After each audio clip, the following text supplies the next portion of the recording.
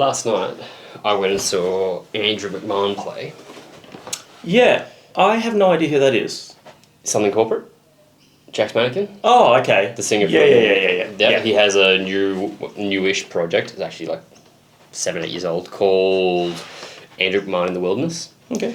Anyway, he played like a intimate acoustic-y gig last night, just him and a piano. I saw you sharing some stuff. It was 10 out of 10. Okay. And before the show, one of our lovely subscribers, Maria, I'm so sorry if I got that name wrong, I'm the worst with names, came up and said, well, her friend actually came up and said, our friend's the biggest fan of the channel, can you come and say hi? And I'm always stoked to say hi to people. And they're like, is Johnny here? And I said, no, he said he hates our fans and he's not coming to shows anymore. And they responded with, oh, that's a shame. He's her favourite. So anyway. You're my favourite too. I've never met you, but I'm sure you're fantastic. No, we do love when you guys come up and say hi at shows. It's like, for me, it still blows me away that people want to talk to us for watching us talk about music. But super appreciative of all of you, making us feel appreciated, because it's a pretty thankless job. It's not even a job. It's a payless job. I pay money to do this. So, Thanks. And my bank account's going down for you guys. I'm sorry that I'm not even the favourite. And you're not even the idiot. What am I here for? Yeah. What's the point? You've got the arms. To turn. I do have arms. Yeah. You've got arms too, though. Well, they're not that impressive. That's why I got them coloured in and drawn all over. Oh, that's what you did that for. No, but thank you so much, guys, for all of your support. Whether we see you in person or whether you send us love on the socials or in the comments section. Speaking of love, we love Linkin Park. Yeah, I'm sure. I mean, we've seen a ton of people comment about this one already, but Linkin Park have just dropped the brand new song, Lost. This is off the Meteora recordings. So this is a song that never quite made the light of day, and they've now reshared it. So this does have Chester on vocals. A lot of people are kind of commenting on how emotional it is hearing him again, or hearing him for the first time on something like this. You need to put your phone on silent.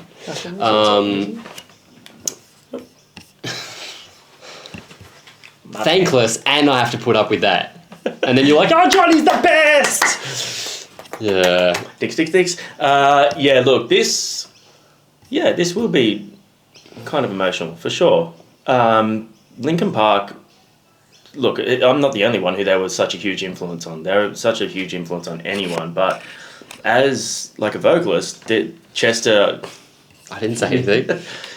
Chester was one of the vocalists that I used to... I had two vocalists that I sang along to all the time, and it was Chester from Linkin Park and Brandon from Incubus, because to me, back in the, late 90s, early 2000s, they were just the pinnacle of strong and technically gifted vocalists to me. And I used to sit there with the windows shut up in the house and all closed up and just crank it on the stereo and really just belt it out to Linkin Park songs. That's where I taught myself how to scream. It's how I learned to do that pitched vocal. So yeah, it's going to be wild to hear him again after so long. But anyway, we'll get into it. Like and subscribe. Thanks for hanging out with us. And if you want to support us, we do have merchandise, we do have a donations link, and we have socials, and you guys can interact with those because it makes us feel loved. Not me, because you tell me that you like Johnny more, and you're wrong. He's feeling... No, you know what? You're not wrong, because it's the lesser of two evils. I suck as well. It's just you don't realise how badly Johnny sucks. Yeah. In so many other ways. See, the thing is, when some of you meet us in person, you'll be like, oh, he is kind of annoying. It's still my favourite thing. Again, bad with names, but the lovely Scottish couple that was like, you're right, he is the worst. And that made my day. Yeah. Anyway, I like it though. I'll keep doing it with you. Thanks. 3, 2, 1. Oh, anime vibes. Okay.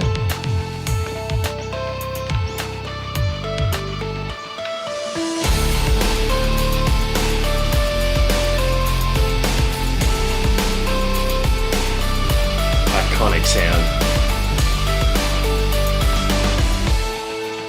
Just a scar somewhere down inside of me, something I cannot repair. Fuck, that's crazy. Even though it will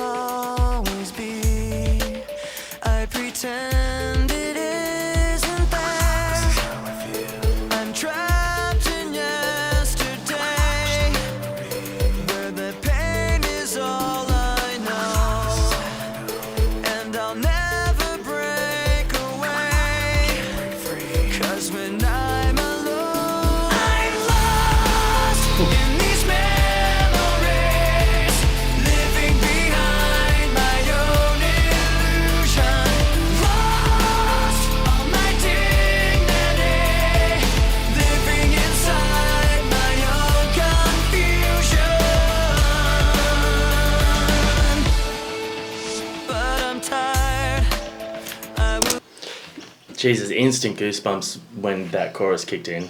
It does sound very of the era as well, like from that meteora timeline, even just in the way he's kind of putting the vocal melodies together. Yeah, for sure. He had such an iconic vocal style. They had such an iconic sound. Yeah. I wonder if this clip is AI generated, because it's anime, but it has this weird shift about it when it goes into it's almost slightly transitioning into real footage, but it doesn't quite get there. Have you noticed that? Yeah, there is a lot of AI generated stuff. You notice it around the hands and stuff where they never quite form like correct hands and things like that. That's a pretty big indicator normally that AI stuff's been involved. Okay. And also when face is turned, it like doesn't blend properly. Like now, like you can see part of his eye and even his hand there is... Yeah, that's normally a pretty big indicator that they've used some sort of AI stuff there. Will always be afraid of the damage I've received, broken promises they made, and how blindly I believed. I will never break away, 'cause when I'm alone, I'm lost in these memories, living behind my own illusion, lost all my dignity, living inside my own confusion.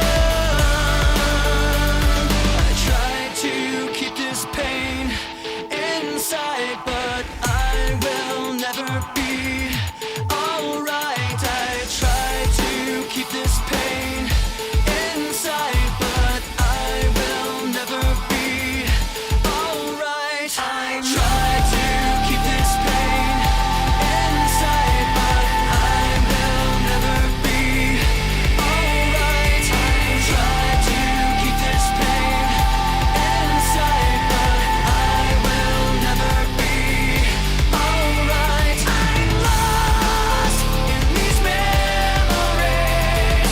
living behind my own illusion, lost all my dignity, living inside my own confusion.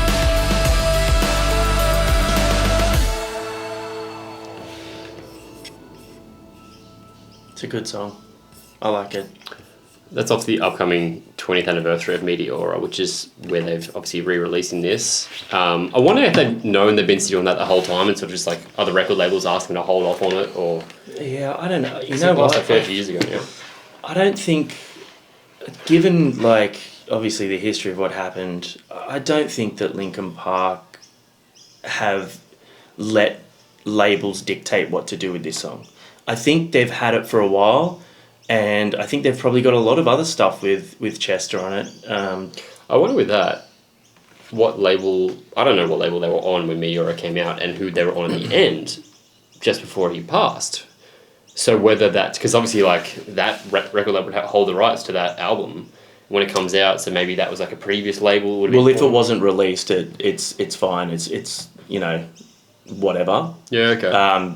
It's not until it actually is released by the label that it becomes their property sort of thing. I think it's more of a case of like they've probably got a lot of stuff of Chester's, and I couldn't begin to imagine how hard it would be, because I'm sure that they've had to sort of like remix and remaster this and tidy it up and all that sort of stuff, and you know, Pro Tools the shit out of it. But I can't imagine how hard it would have been for these guys to sit down and do this as like homage to Chester and to give the fans something with the 20th, you know, anniversary, and just like sit there and listen to his voice again. Like it's tough for me.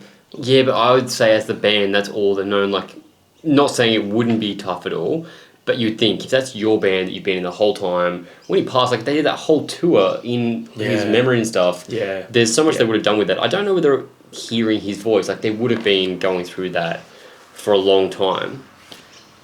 Hot take, I can see why that was not released. Yeah, look, it's not as strong as the other songs on Meteora. No, it has the chorus it picked up, but in the production, like, you're like, oh, it's probably been retooled and stuff. And I actually thought, I wonder if this has been, because the verses particularly were a bit nothing to me. It in reminded comparison me to everything else they released at that time. Yeah, it reminded me more. It's funny that this was off the Meteora sessions because, another hot take, it actually reminded me more of like the stuff that they did after that, like the songs that they released for Transformers and stuff like that. You know what I mean? Like, basically like In the End, but more radio friendly sort of vibe. Yeah. Yeah, look, it's so crazy to hear his voice again. It's just wild, man. The thing for me is the lyrics, man. His lyrics, I find it hard to listen to a lot of their stuff now. Like, nostalgia helps it hit right, but listening to some of his lyrics now just hit totally different, and it's just like, fucking hell, like, how long was this guy struggling for? Yeah, you see interviews and stuff with him where he like says little offhanded comments. You're like, oh man, you were saying where you're at, but people were kind of like brushing off a little bit. It's so fucking sad, man. Like, you look from the outside looking in, and he had like, a beautiful family, loving wife and kids, like insanely huge band. Fuck, man, like, I can't fathom what it would take for someone to get to that point. And touchy subject, sorry if anyone's gone through that before, but like, my two kids fucking keep me through the shittest times. Like, not that I've ever got to that point, but you know what I mean? Like, it's just really, really, really sad. There's nothing else to say about it. It's just heartbreaking that someone got to that point when they had seemingly everything, and it's fucked, man. The human head can be a really, really dark place. We've said a million times, if anyone ever needs to reach out, if you just need like some, I don't know, like to vent, some perspective, we don't have answers, we're not qualified, but sometimes it's good to just unleash and just let someone know where you're at, because it might give you the strength or the courage to actually go and seek help or something like that, so you don't unfortunately feel like that's your only option, because it isn't your only option. Yeah, 100%. The upcoming 20th anniversary edition of Meteora has a whole bunch of unreleased stuff on it. Oh, wow. So it's like a 4-disc type thing.